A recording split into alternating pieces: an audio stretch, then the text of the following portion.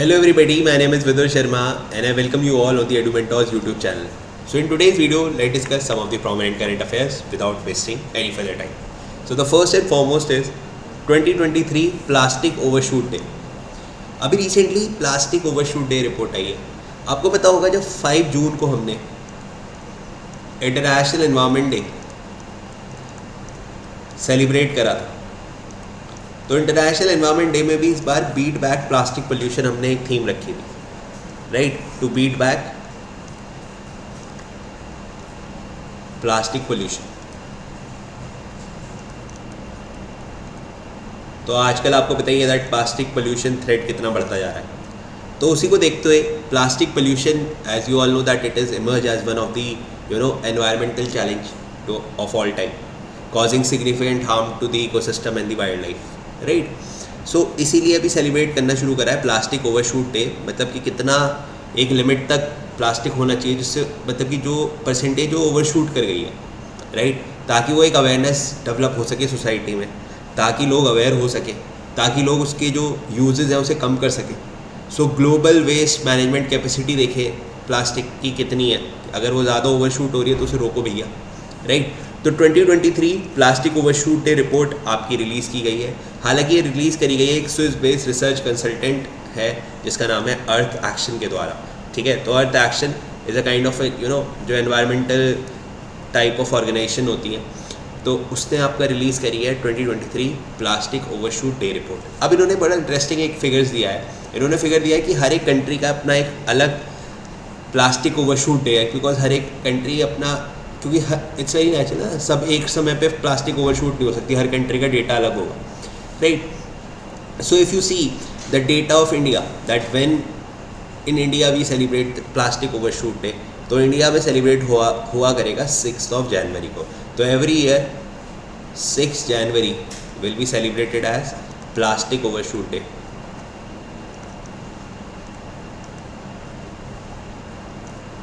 कहाँ पर? इंडिया में, for India, right?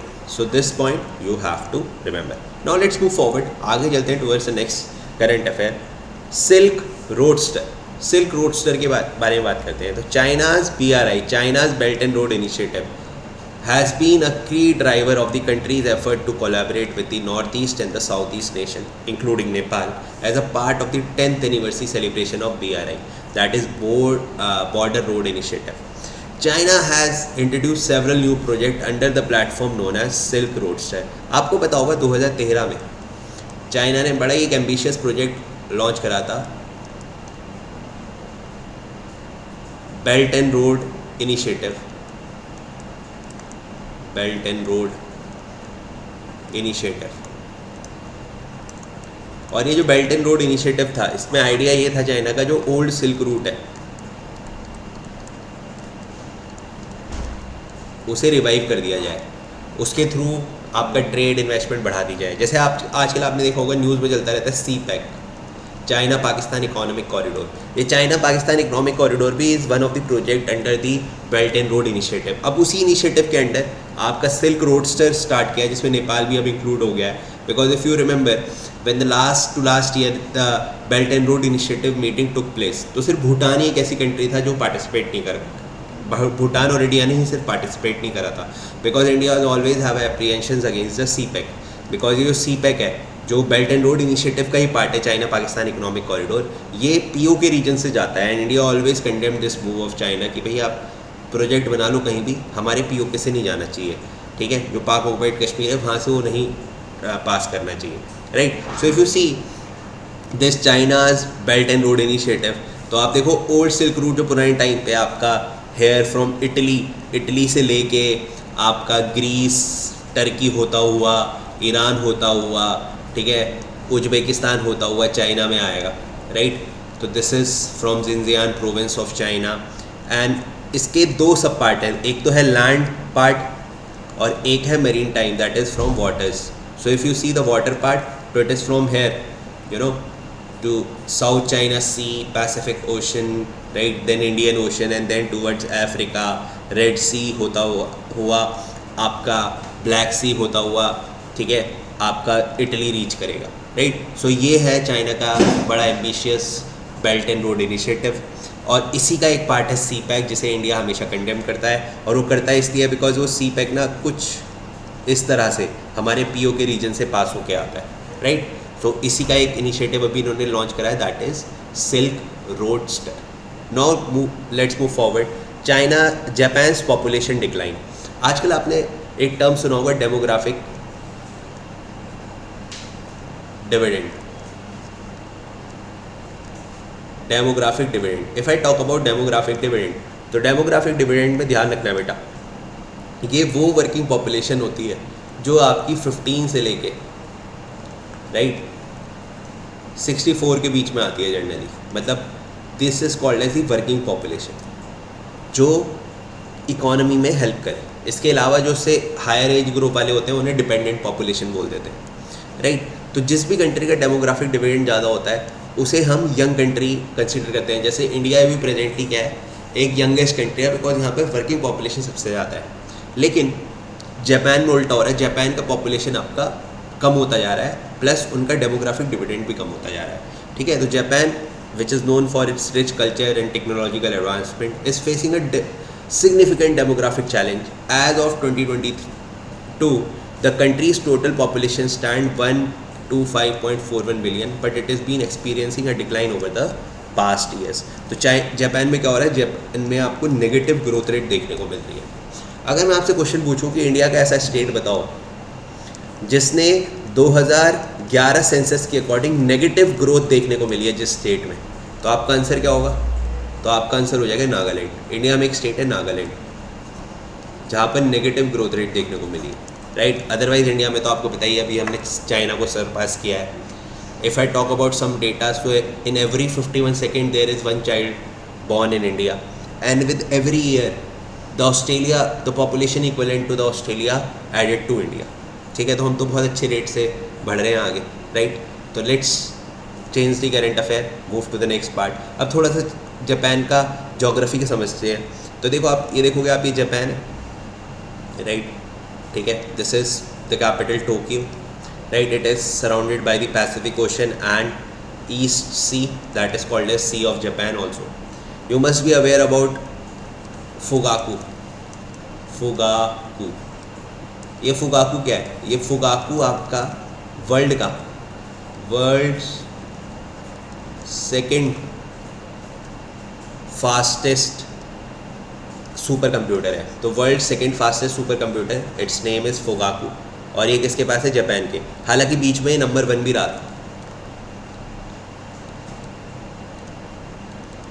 राइट। तो Fugaku world second fastest super computer.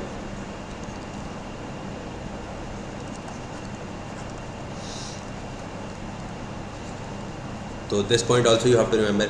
Japan के बारे में भी याद रखना, Japan is also the member of Quad nation. जो 4 नेशन का ग्रुप है ना, क्वाड्स, तो क्वाड नेशन का भी मेंबर है जापान, राइट। और कैपिटल क्या है इसकी? टोक्यो। करेंसी क्या है इसकी? Yen. Yen is the currency of Japan. Now let's move forward to the next current affair. आगे देखते हैं। Bank note with the star symbol identical to the another legal bank note are going. अभी आपने देखा था social media पे एक news viral हो रही थी, जिसमें जैसे आपने देखा होगा नोट्स के नीचे क्या होता है? नंबर्स होते हैं, पर अभी क्या था, नोट के नीचे स्टार सिंबल देखने को मिला था, ठीक है। तो bank note with the star symbol have recently became the subject of the discussion on social media platform. The reserve bank of India issued a press release to clarify that these banknotes known as the Star Series banknotes are legitimate and have a special purpose। तो star series note ऐसा नहीं है कि वो कोई fraud notes हैं जो social media पे वायरल हो रही थी चीज़ें। It is a legal note, ठीक है। And RBI by its press note has clarify this. तो you can see this note also. देखो ये नोट है, तो यहाँ पे आप देखोगे this is the number series, और यहाँ पर स्टार बना हुआ है, कोई नंबर नहीं है।